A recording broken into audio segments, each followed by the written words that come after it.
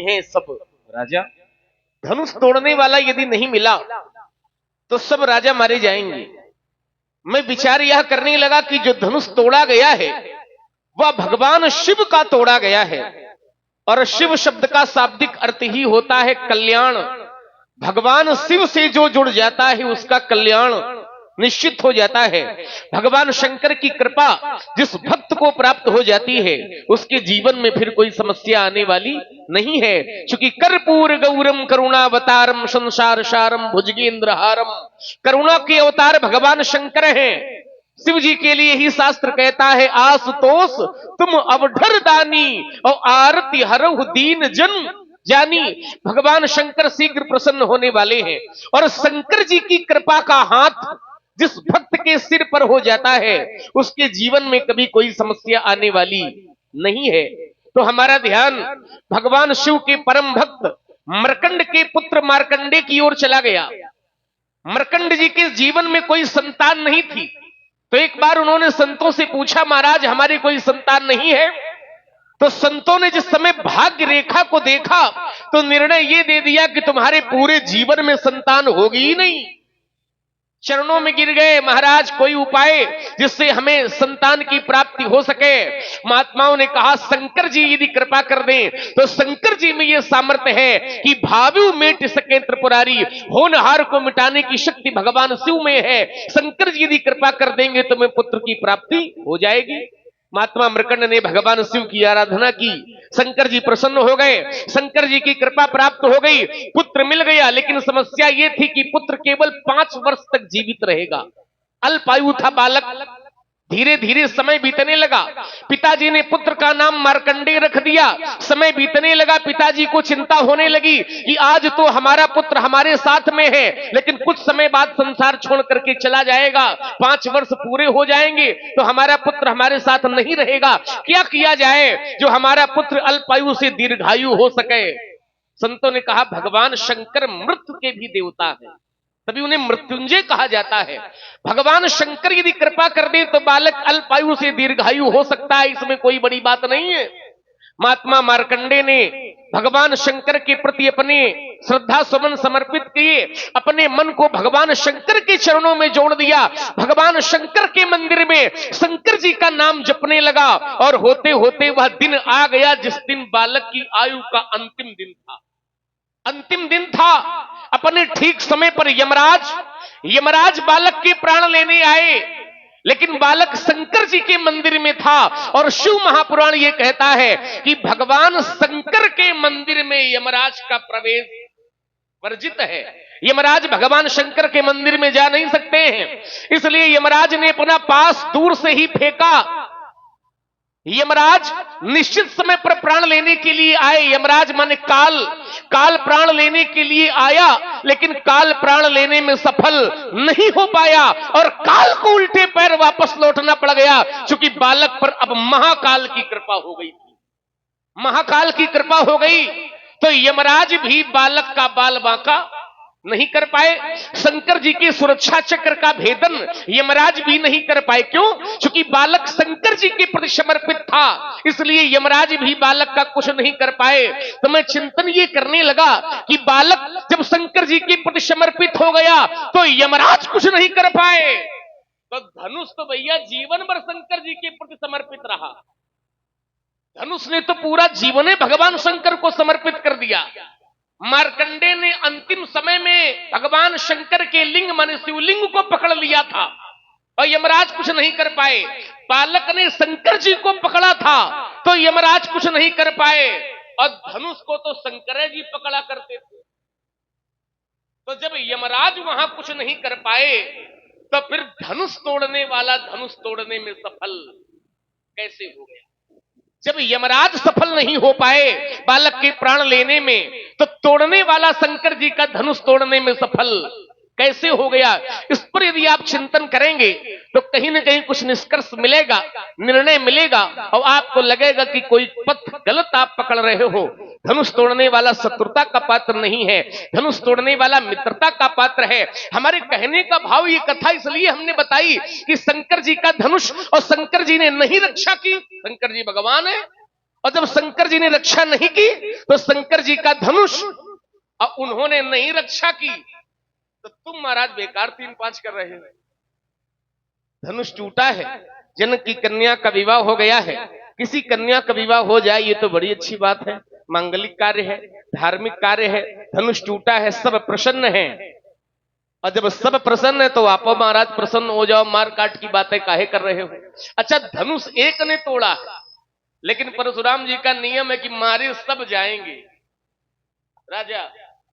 लेकिन हमने तो नियम यही जाना है कि कर्म प्रधान विश्व करी राखा, और जो जस करे सो तस फल। जो जैसा करता है उसको वैसा फल प्राप्त होता है। तो कर्म एक ने किया और सीता भी एक को मिली है। धनुष एक ने तोड़ा, कर्म एक ने किया, तो सीता ने जयमाल भी एक के गले में ही डाली है। तो जब कर्म एक ने किया है, सीता भी एक को प्राप्त हुई है, तो फिर मारे सब काहे जाएंगे, किन्नत मारी गई है सब राजा। हमें ऐसा लगता है कि धनुष से आपको ममता है। हमने तो अपने बाल्यकाल में बहुत धनुइयां तोड़ दी, तब आपने कभी ऐसा क्रोध नहीं किया, बहु धनु ही तोरी लरिकाई, लेकिन कबहु न अश्रीष कीन गोसाई। तो क्या इस धनुष से आपको ममता, और यदि ममता है तो उसका हेतु क्या है, उसका कारण क्या है? यही धनु पर ममता के ही हेतु, इस धनुष पर आपकी ममता का हेतु क्या है, वह मैं जानना चाहता हूं। और चाहता ये हूं कि जो लोग दूर बैठे हैं वो लोग थोड़ा पास में आ जाएं तो ज्यादा अच्छा लगेगा, है ना। आप लोग भी थोड़ा आगे आ जाओ, है ना। पीछे वाले आप लोग भी कुर्सी उठा करके यहां आ जाओ तो ज्यादा अच्छा लगेगा। हमें भी लगेगा कि हमारी बात 100-200 लोग सुन रहे हैं। क्योंकि जब बैठने हैं तो भगवान के जितना समीप में बैठा जाए, है ना। सर्दी है ये बात ठीक है, लेकिन अन्य लोग भी बैठे हैं, दूर वाले थोड़ा पास में आ जाए, है ना। सुंदर वातावरण बने, बढ़िया बोलने में भी लगेगा और सुनने में भी लगेगा, है ना। तो कहना हमारा काम है, करना न करना आपका काम है, आपकी इच्छा पर निर्भर। और इसी सुंदर प्रस्तुति में आप हमारे आदरणीय श्री आत्माराम जी ऊंचा वाले, आपकी ओर से ये 101 पुष्पोत्तराय भगवान परशुराम जी के चरणों में व श्री लक्ष्मण जी के चरणों में सादर समर्पित है। बहुत बहुत धन्यवाद, बहुत बहुत साधुवाद। बैठी हुई समाज ने लक्ष्मण की वार्ता को बड़े ध्यानपूर्वक लोगों ने सुना है। एक चिंतन लक्ष्मण का निकल के आया कि भोलेनाथ तो सब पर कृपा करते, सब पर कृपा करते। और लक्ष्मण ने पढ़ा भी कि कर्पूर गौरम करुणावतारम, भगवान शंकर तो करुणा के अवतार हैं, अर्थात थोड़े में प्रसन्न हो जाते हैं। ये कोई आवश्यक नहीं है। विचार करना, जो अर्धाली जो चौपाई तुमने पढ़ी है, आशुतोष तुम अवधर दानी, आरती हरऊ दीन जन जानी, उस स्थान पर जरा पहुंचो। ये किसने कहा है? ये कहा है दशरथ ने। आशुतोष तुम अवधर दानी, आरती हरऊ दीन जन जानी ही, ये दशरथ जी शंकर जी से कह रहे हैं, लेकिन शंकर जी वहां कृपा नहीं कर रहे हैं।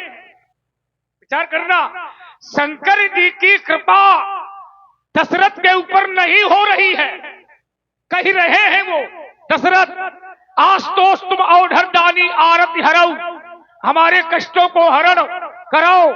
आरती माने कष्ट। विचार करना, इसका हरण करो। तो क्या शंकर जी ने हरण किया? नहीं किया। और आप हमारे आदरणीय श्री उत्तम प्रधान जी, उत्तम प्रधान जी की ओर से ये 101 पुष्पोत्तराय भगवान परशुराम जी के चरणों में और श्री लक्ष्मण जी के चरणों में सादर समर्पित है। बहुत बहुत धन्यवाद, साधुवाद। ये कोई आवश्यक नहीं है लक्ष्मण, है ना, ये कोई जरूरी नहीं है।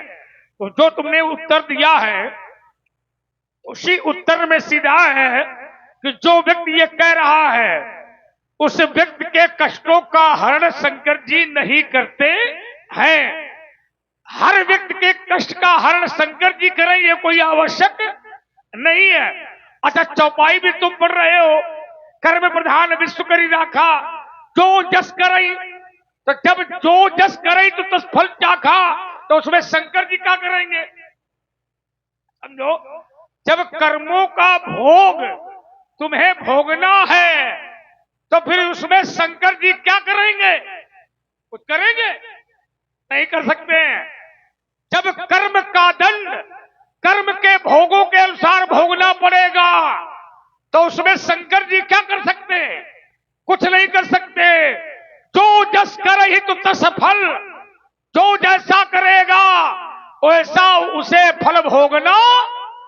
पड़ेगा तो तुम तो दोनों बातें कर रहे हो। एक बात करो, है ना, या तो ये शंकर जी की बात करो और या तो कर्म प्रधान विश्व करी राखा वाली पढ़ो, तो तुम्हारी बात सही हो जाएगी। विचार करना, चिंतन, अच्छे लोग बैठे हैं, चिंतन करना है। तुमने मार्कंडे की कथा सुनाई, तुमने कहा कि शंकर जी के मंदिर में मार्कंडे जी शंकर जी को पकड़े हुए हैं और शंकर जी के मंदिर में जाने का यमराज को भी अधिकार नहीं है। विचार करना, तो फिर शंकर जी के धनुष को धनुष तोड़ने वाले ने कैसे तोड़ दिया? आप जरा विचार करना, सब लोग बुद्धिमान हैं। जिसने शंकर के धनुष को तोड़ा है, क्या वो यमराज के समान है वो? तो भाई आज जरा चिंतन करिए, जिसने शंकर के धनुष को तोड़ा है, क्या वो यमराज की तरह है? हाँ या ना? नहीं है। देखो, तुम्हारी दृष्टि में नहीं है, लेकिन लक्ष्मण की दृष्टि में धनुष तोड़ने वाला यमराज की तरह है। आज चिंतन करो, जिसने भी मैंने तो देखा नहीं है, मैं उसको जानता नहीं हूं कि किसने धनुष तोड़ा है, लेकिन आप लोग जानते हो किसने तोड़ा है। आप लोगों की दृष्टि में हो सकता है वो परमात्मा हो, क्यों? हो सकता है भगवान हो, लक्ष्मण की दृष्टि में भी परमात्मा हो सकता है, मैं ये कह रहा हूं। लेकिन परशुराम उसे नहीं जानता, लेकिन यमराज की समानता धनुष तोड़ने वाले से हो रही है। विचार करना, तो लक्ष्मण ने कहा फिर धनुष तोड़ने वाले ने कैसे शंकर के धनुष को तोड़ दिया? अर्थात इसलिए मैंने कहा था, राम ने हमसे बताया था कि शंकर के धनुष को तोड़ने वाला यमराज नहीं है, आपका कोई दास है। समझो, राम कहते हैं पंडित जी आपका कोई दास है, और लक्ष्मण कहता है वो यमराज है। कितना बड़ा अंतर है दोनों में। दास यमराज कैसे हो सकता है और यमराज दास नहीं हो सकता? क्योंकि काल जो होता है वो किसी का सेवक नहीं होता, काल जो होता है वो किसी का दास नहीं होता, क्योंकि काल का काम है भक्षण करना। क्या करना? भक्षण। और जो भक्षण करता है वो किसी का सेवक नहीं हो सकता है। विचार करना, तो लक्ष्मण का जो चिंतन है वो यमराज से समझौता कर रहा है। तो बात थोड़ी कम समझ में आई है, इसमें लक्ष्मण हमें समझाएगा और तुम लोगों को भी समझाएगा, है ना, तब समझेंगे इस बात को। अब एक बात अंतिम लक्ष्मण की आई, बोले पंडित जी ये नियम है यहाँ का, नियम देखिए, ये कोई आवश्यक नहीं है कि धनुष तोड़ने वाला एक है, सीता एक को ही मिली है। यह नियम तो तुम्हारा अपनी जगह है, लेकिन अपराध करने वाला एक हो ये कोई नियम नहीं है। अपराधी तो अपराध करता है, लेकिन अपराधी की संगत करना यह भी एक अपराध है। तो भाई, है ना भाई, अपराधी तो अपराध कर रहा है, लेकिन अपराधी की संगत करना भी अपराध है। यदि अपराधी अपराध करके आपके घर में आ जाए और तुम उसको शरण दे दो, उसको घर में जगह दे दो, उसको छुपा ले, तो क्या तुम अपराधी नहीं हो? अपराधी हो। तो अपराधी की संगत करना यह भी अपराध है, अपराधी को छुपाना यह भी अपराध है, अपराधी का साथ देना यह भी अपराध है। और अपराध करो चाहे न करो, यदि करने का प्रयास किया तो भी अपराधी माना जाएगा। भाई दंड संहिता तो यह कहती है कि यदि अपराध किया तो भी अपराधी, और करने का प्रयास किया तो भी अपराधी। विचार करना, तुमने कहा कि दंड तो एक ही को भोगना पड़ता है, यह भी कोई आवश्यक नहीं है। विचार करना, जिस घर का मुखिया बिगड़ जाता है उसका परिवार अपने आप बिगड़ जाता है। जिस घर का मुखिया बिगड़ेगा उसका परिवार बिगड़ेगा, जिस देश का राजा बिगड़ेगा वो देश भी बिगड़ेगा। विचार करना, तो देश तब बिगड़ता है जब राजा बिगड़ जाता है, यदि महात्मा बिगड़ जाएगा तो चेला को बिगड़ने में कितनी देर लगेगी? विचार करिए। तो मुखिया मुख सो चाहिए खान पान को एक। जो मुखिया हो वो बहुत ही सावधान वाला होना चाहिए, बिगड़ैल ना हो। विचार करना, जैसे हरिश्चंद्र बिगड़ गया और हरिश्चंद्र बिगड़ा तो हरिश्चंद्र के बिगड़ने का यह परिणाम कि तारा भी बिगड़ गई, उसका पुत्र रोहित भी बिगड़ गया। विचार करना, तो सत्यवादी हरिश्चंद्र ने अपना वचन नहीं निभाया तो उसका परिणाम यह हुआ कि उसकी पत्नी तारा को भी भोगना पड़ा और उसके पुत्र रोहित को भी भोगना पड़ा। तो इसलिए मुखिया मुख सो चाहिए। विचार करना लक्ष्मण, चिंतन करिए। आपने कहा बहुत धन भी तोड़ी लड़काई, कबहू ने अश्रेष किंदु साई। मैंने बाल्यावस्था में बहुत सारी धनुइयां तोड़ी है। देखो, लड़का अगर खेल खेल में कोई अस्त्र शस्त्र तोड़ दे तो बड़े बूढ़े बुजुर्ग लोग ये कह देते हैं चलो हटाओ, बच्चे हैं बच्चे। क्योंकि जो लड़का का जो अजगर कर रही, मानस कहती है, रामचरित मानस कहती है कि लड़का अगर गलती करता है तो माता पिता उसमें ध्यान नहीं देते हैं, क्योंकि वो बालक जो होता है वो अज्ञान है, बालक अबोध है। बालक के किए गए परिणामों पर माता पिता उसको मारते नहीं है, क्योंकि अज्ञानी होता है, अबोध होता है। जैसे माता अपने बेटे को पैपान कराती है, दूध पिलाती है, और वो लड़का बार बार महतारी की छाती में लात मारता है ना।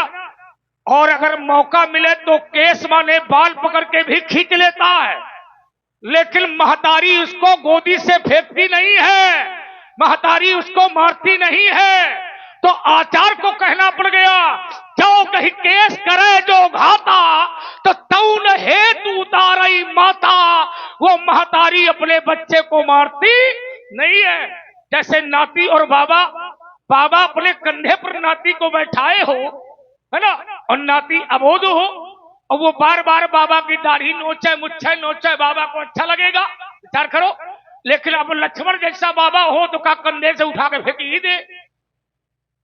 आ समझो, अर्थात बालक को यदि खिलौना नहीं दोगे, विचार करना, यदि बच्चे को खिलौना नहीं दोगे तो वो बालक थोड़ी देर रोएगा, लेकिन अगर संस्कारों का खिलौना बच्चे को नहीं दिया तो बच्चा जीवन भर रोएगा।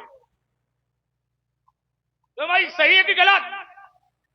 खिलौना अगर बच्चे को थोड़ी देर नहीं दोगे तो बच्चा थोड़ी देर रोएगा, लेकिन माता पिता यदि संस्कारों का खिलौना बच्चों को नहीं देंगे तो बच्चा जीवन भर रोएगा। इसलिए रे न बालक काल अवश्य बोलत तो ही न संहार, धनु ही संत पुरार धन विदित सकल संसार। चलिए, जहां से आपने समाप्त किया है मैं अपनी बात को वहीं से प्रारंभ करता हूं। इन्होंने कहा बच्चा यदि छोटा है, ध्यान देना जरा इनके शब्दों पर। इन्होंने कहा बच्चा यदि छोटा है, बाबा की यदि दाढ़ी नोचे, मुच्छे नोचे तो बाबा कुछ नहीं कहते, लेकिन लक्ष्मण जैसा बाबा हुई जाए और फिर कोई पुत्र करे तो बाबा लक्ष्मण का फेंक दे कंधे से। फिर उन्होंने एक उदाहरण दिया कि लक्ष्मण, बालक यदि छोटा है और माता की गोद में बैठा है और माता के चरण प्रहार करे, माने लात मारे, तो बालक को कोई दोष नहीं देता है। लेकिन यदि बालक बड़ा हो जाए और फिर माता को मारे तो दोष दिया जाता है। तात्पर्य कहने का यह निकला कि लड़का छोटा है और माता जी को मारे तो दोष नहीं है, और लड़का बड़ा हो जाए फिर माता जी को मारे तो दोष लगता है। तो तुमने महाराज अपनी माता को मारा था तब का गोदी में खेलते थे। चूंकि परशुराम पितु आज्ञा राखी और मारी मात लोक सब साखी।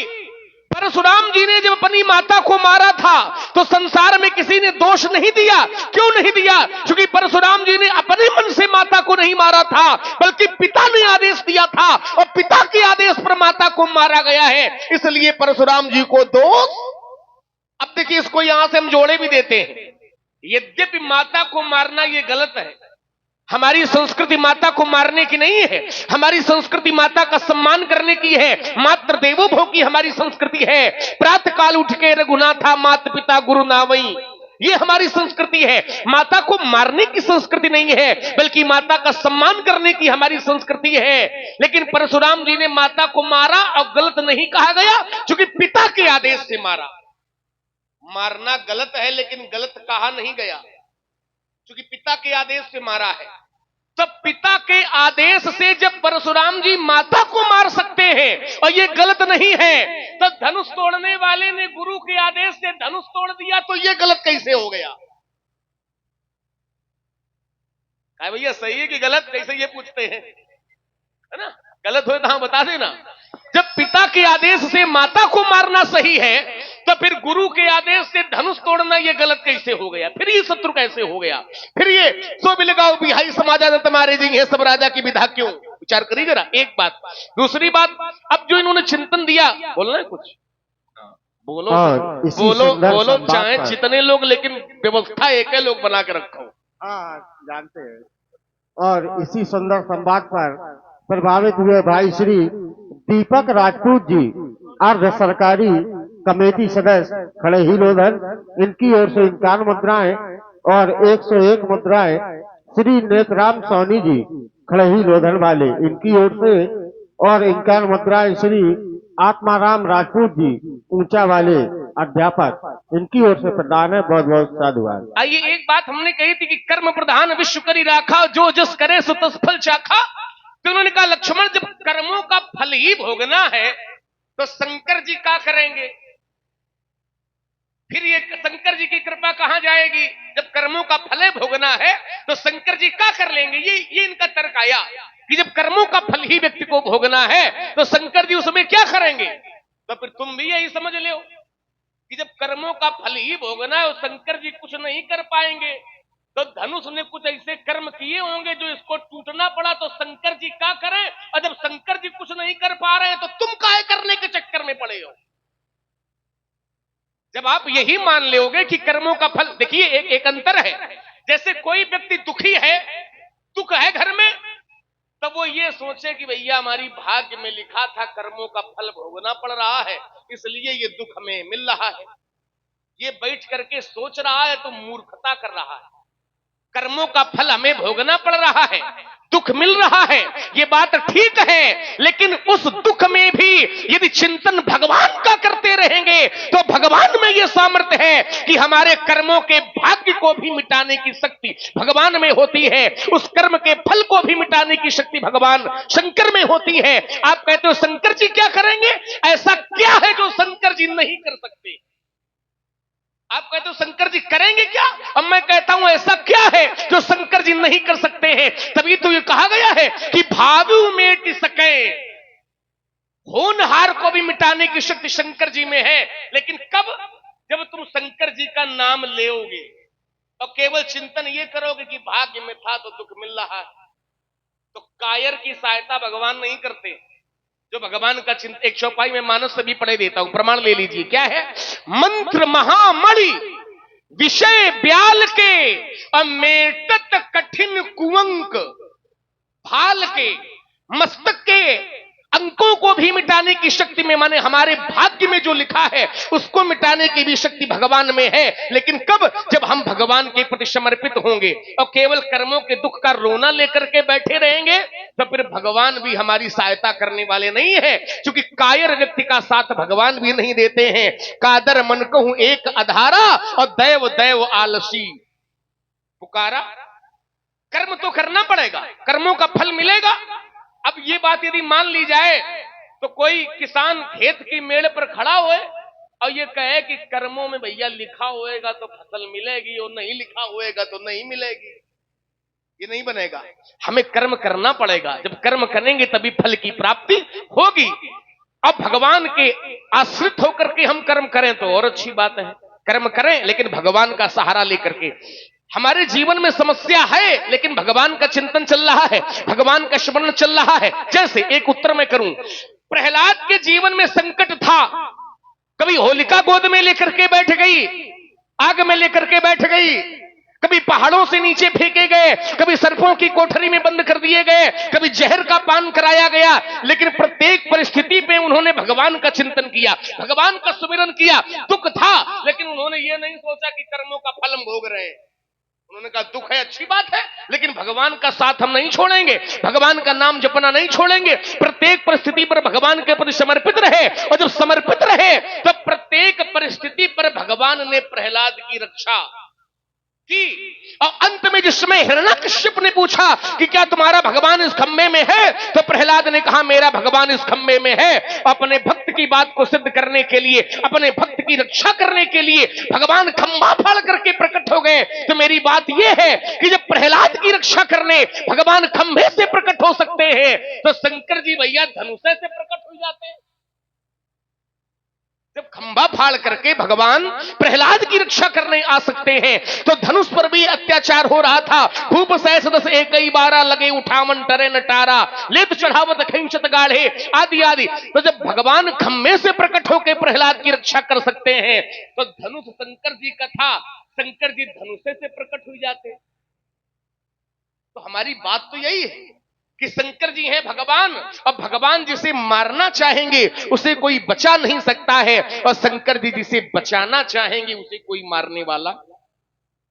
तो शंकर जी जब भगवान है और उन्होंने धनुष को नहीं बचाया, तो यहां बेकार 3-5 कर रहे हो। शंकर जी से कहो जाके कि आपका धनुष वहां टूट गया है और आपने काहे नहीं बचाया।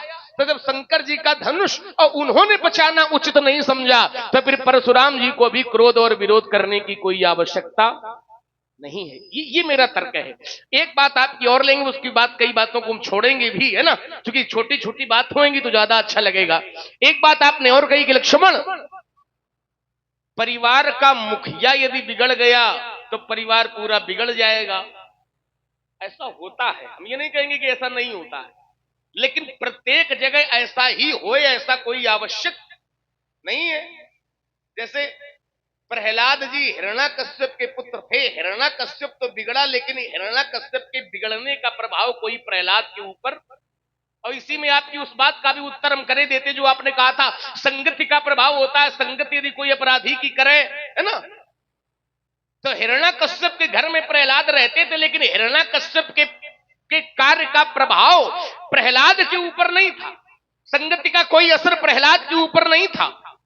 संगति का असर पड़ता है, लेकिन जो श्रेष्ठ व्यक्ति होते हैं उनके जीवन में संगति का असर नहीं भी पड़ता है। एक दोहा आचार्य प्रवर कहते हैं, जे नर उत्तम प्रकृति का करी सकत कुसंग, और चंदन विश्व व्यापत नहीं लिपटे रहत। आप कहते हो तोड़ने वाला अपराधी, तो अपराधी की संगति करने वाला, छिपाने वाला, साथ देने वाला भी अपराधी होता है और उसको भी दंड दिया जाता है। तो एक तर्क हमारा है, ध्यान से समझना। इन्होंने कहा अपराधी की संगति करने वाला, अपराधी का साथ देने वाला भी अपराधी, उसको भी दंड मिलेगा, इसलिए ये राजा मारे जाएंगे, क्योंकि छिपा रहे हैं, साथ दे रहे हैं। तो एक तर्क मैं दे रहा हूं, अच्छे लोग बैठे जरा विचार करना। जिस समय देवराज इंद्र ने गौतम की पत्नी अहिल्या के साथ छल किया, तो इंद्र का साथ किसने दिया? चंद्रमा ने। यज्ञ ने दिया, मुर्गा बनकर के चंद्रमा गया। इंद्र के अपराध में साथ दिया चंद्रमा ने, और गौतम महात्मा को जब पता चला तो उन्होंने इंद्र को दंड दिया। यज्ञ नहीं दिया, इंद्र को दंड दिया कि ये व्यवस्था तुम्हारे लिए हो जाए, सहस्त्र छिद्र हो जाए तुम्हारे। तो इंद्र ने अपराध किया तो इंद्र को दंड दिया, और साथ दिया था चंद्रमा ने, दिया था तो इंद्र को दंड दिया, अहिल्या को भी दंड दिया कि श्राप पत्थर की हो जाओ। तो साथ चंद्रमा ने दिया था, तो भैया चंद्रमा को वहां क्या दंड दिया गया? और दिया गया हो तो बताना जरा कि चंद्रमा को क्या दंड दिया गया उस क्षेत्र के अंतर्गत। मैं अपनी बात को यहीं रोकता हूं और पहले इनको सुनना चाहता हूं, बाद में आपको सुनना चाहता हूं। और बहुत ही सुंदर संवाद, दोनों योग्य कलाकार हैं।